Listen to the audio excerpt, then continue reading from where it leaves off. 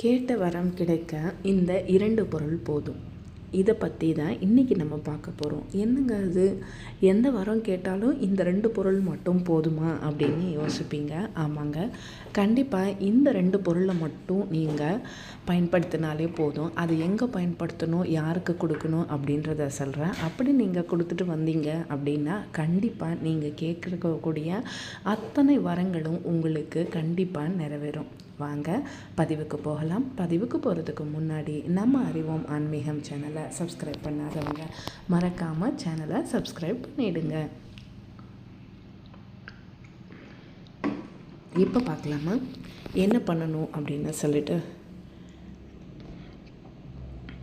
நம்ம எல்லாருக்குமே தெரியும், பிரதோஷம் அப்படின்றது மாதந்தோறும் வரக்கூடிய திரியோதசி திதி என்று மாலை வேளையில் சிவபெருமானை வழிபடும் ஒரு வழிபாட்டு நாள் அப்படின்றது.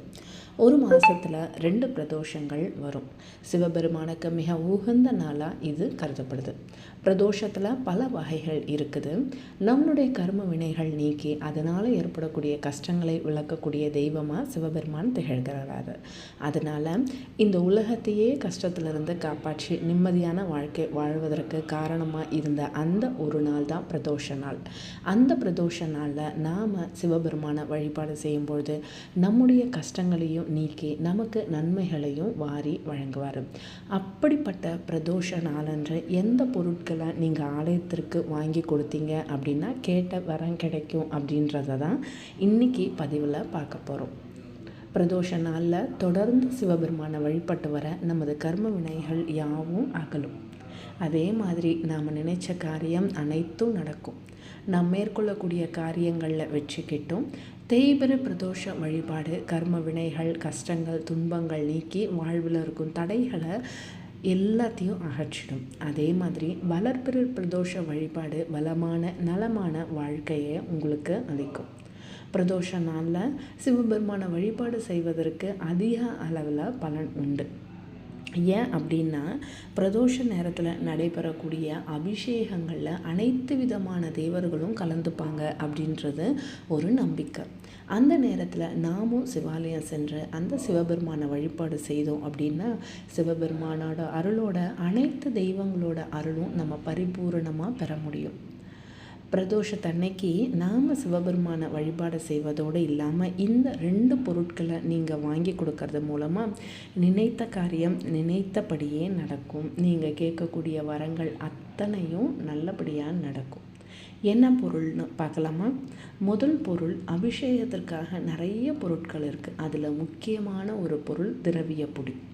இந்த திரவிய பொடி நீங்கள் வாங்கி தருவது மூலமாக சிவபெருமான் மனம் மகிழ்ந்து நாம் கேட்ட வரத்தை அப்படியே தந்துடுவார். இன்னொரு பொருள் என்ன அப்படின்னா, ஆலயம் பிரகாசமாக இருக்கிறதுக்காக ஆலயத்திற்கு தீபம் ஏற்றுவதற்கு எண்ணெயும் திரியும் வாங்கி தரணும். அப்படி எண்ணெய் எங்களால் வாங்கி தர முடியல அப்படின்னு யோசிக்கிறவங்க திரியை மட்டுமாவது வாங்கி தரணும். பலரும் எண்ணெயை வாங்கி தானம் செய்வாங்க, ஆனால் திரி வாங்கி தருவது என்பது அந்த அளவிற்கு யாரும் செய்ய மாட்டாங்க. அப்படி பலரும் செய்யாத ஒரு தானத்தை இந்த திரி தானம் திகழ்கிறது. பஞ்சு திரியை வாங்கி சிவாலயத்துக்கு நீங்கள் தீபம் ஏற்றுவதற்காக தரணும்.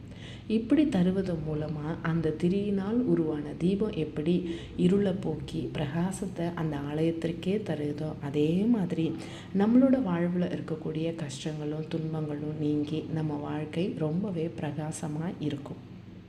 என்ன தெரிஞ்சுக்கிட்டிங்களா? இனிமேட்டு ஒரு பிரதோஷத்தை கூட விடாமல் ஒரு பிரதோஷத்துக்கும் கண்டிப்பாக எண்ணெயோ திரியோ திரவிய பொடியோ வாங்கி கொடுங்க. உங்களோட கஷ்டங்கள் அனைத்தும் நீங்கள் என்ன வரம் கேட்டாலும் சிவபெருமான் அதை கொடுக்கறதுக்கு தயாராக இருக்கார். கண்டிப்பாக நல்லதே நடக்கும். வாழ்க வளம்.